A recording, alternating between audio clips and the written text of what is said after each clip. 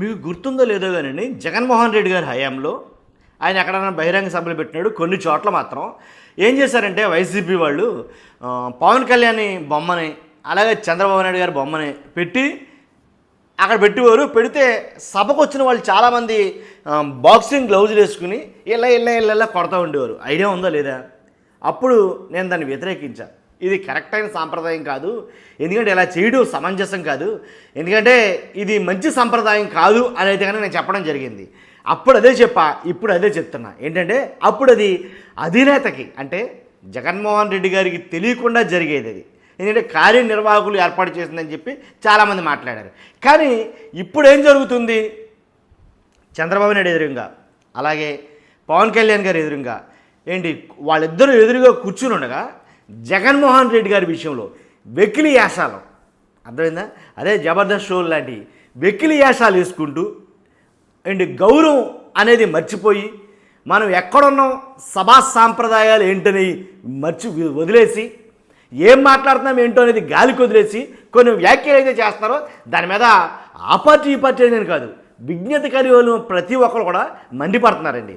వాళ్ళు ఏం మాట్లాడారో ఒకసారి విన్నాం. గతంలో ఒక ఆయన ఉండేవాడు, చావుకి వెళ్ళినా, పెళ్లికి వెళ్ళినా, పేరంటకాలకి వెళ్ళినా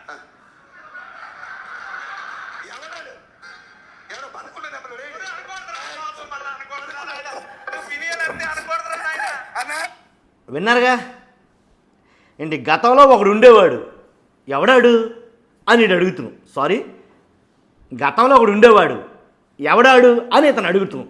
ఇతను అడిగితే పెళ్ళికైనా చావుకైనా ఎక్కడికైనా ఒకటే నవ్వు అని ఎక్స్ప్రెషన్ పెట్టి చేశారు. అది ఓకే. తర్వాత ఎవడాడు అని అడుగుతాడు ఇతను. అరే బాబా అలా అడగకూడదురా బాబు నువ్వు అని అంటాడు ఆయన. అని అంటే ఏంటి, కొంపదీసి ఆ 11డేనా, ఆ 11 నెంబరేనా, ఆడేనా అని అంటాడు ఇతను. అని అంటే అరే బాబు నువ్వు అలా అనకూడదురా బాబు, మనం ఆ మాట అనకూడదురా బాబు అని అంటాడు. ఇద్దరు ఎమ్మెల్యేలే. అయితే తర్వాత ఇంకో మాట మాట్లాడతాడు ఆయన. ఏమనంటే అలాంటప్పుడు ఆడితో నాకు పోలికేంటనే, ఆడితో నాకు పోలికేంటి అని అన్నాడు. ఆడు ఈడు ఏంటా భాష, దేని గురించి మాట్లాడుతున్నాం? ఈ భాష బాగోకే కదా చాలామంది అరెస్ట్ చేస్తున్నారు ఇప్పుడు, సోషల్ మీడియా అరెస్టులు అని చెప్పేసి. ఈ ఎటకారం వల్లే కదా, ఈ వ్యంగ్యం వల్లే కదా చాలామంది పగబట్టి మరీ అరెస్ట్ చేస్తున్నారు. ఇలా మాట్లాడిన వల్లే కదా. మరి మీరు మాట్లాడితే తప్పవదు, అది ఒప్పు అయిపోద్దా?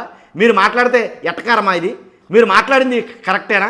వీళ్ళు మాట్లాడింది చిన్నవాళ్ళ ఎవరు వీళ్ళు? పోనీ బయట ఏమైనా యూట్యూబర్సా? కాదుగా. బయట ఏమైనా కార్యకర్తలా? కాదుగా. ఎమ్మెల్యేలే. మీరు మాట్లాడితే మిమ్మల్ని లోపలేసేయచ్చా అలాంటప్పుడు? ఎందుకంటే ఆడు ఈడు అని సంభాషించడం, ఒక మాజీ ముఖ్యమంత్రిగా చేసిన వ్యక్తిని ఆడు ఈడు, ఆడితో నాకు పోగట్టు అన్నాయి ఇలా మాట్లాడటం సమంజసమేనా? ఇదే పదజాలంతో, ఇదే భాషతోటి ఇప్పుడున్న ప్రస్తుత ముఖ్యమంత్రిని కానీ ఉప ముఖ్యమంత్రిని కానీ మాట్లాడితే వెంటనే అరెస్ట్ చేసి తీసుకొని వేస్తున్నారా లేదా? కాబట్టి అలాంటప్పుడు మీకో న్యాయం, ఎదటోడికో న్యాయమా? తప్పు కదా అది. కాబట్టి మనం నేర్పించాల్సింది ఏంటి?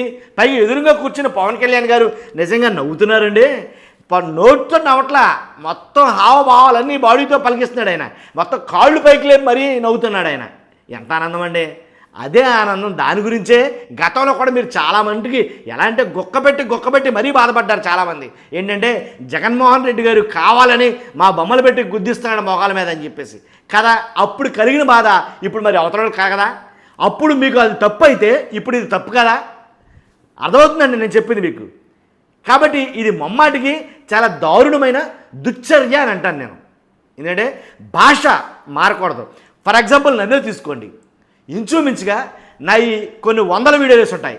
ఏ వీడియోలో కూడా కంట్రోల్ తప్పు మాట్లాడిన పదాలు నా నోటంట రావు. అంటే బూతులు కానీ మాట్లాడకూడని పదాలు కానీ నా నోటంటారు. అలాగే మీరు ఉన్న హోదాని మీరు కాపాడుకోవాలా, మీరు రాయల్టీని మీరు కాపాడుకోవాలి. అలాంటిది మీరు ఉన్న హోదాని మర్చిపోయి, మేము ఎమ్మెల్యేలు అనే స్థాయిని మర్చిపోయి ఏదో ఎవరో ఆకతాయోడు మాట్లాడినట్టుగా అలా మాట్లాడితే ప్రజలకు ఏం సంకేతం వెళ్తుంది? పైగా మీరు ఈ కార్యక్రమాలన్నీ చేయడం వల్ల ఎవరికి ఉపయోగం నాకు అర్థం కాల. ఈ వేషాలు వేసుకుని ఈ జబర్దస్త్ స్కిట్లు అవి చేయడం వల్ల ఎవరికి ఉపయోగం ఒక్కసారి నాకు అర్థం కావట్లా. పైగానంట మంచి సంస్కృతిని తీసుకొచ్చామని చెప్పేసి మరలా స్టేట్మెంట్లు. మంచి సంస్కృతి ఏంటి? బూతులే కదా, లే లే అని పాట పాడుతున్నామంటే నువ్వు అది బూతే కదా. రకరకాలవన్నీ చేస్తామంటే బూతులే కదా మీరు మాట్లాడినని. బూతులు మంచి సంప్రదాయమా? అలా మంచి సంప్రదాయం అయితే ఇప్పుడు ఈ కేసులు ఎందుకు, అరెస్టులు ఎందుకు? ఇలాగే చేశారు, మీరు మార్చారు అంతే దీన్ని కొంచెం.